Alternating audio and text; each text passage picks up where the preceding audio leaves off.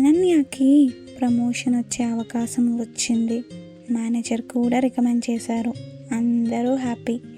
కానీ అదే నెల 15న మాకు ఒక ఇంపార్టెంట్ రివ్యూ మీటింగ్ పెట్టారు.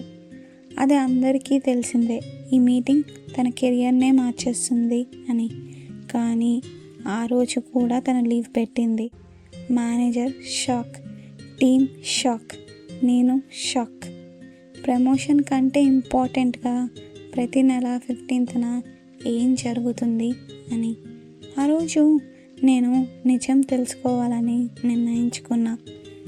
నేను కనుక్కున్న మొదటి ఆన్సర్ మరో 10 క్వశ్చన్లని తెచ్చింది.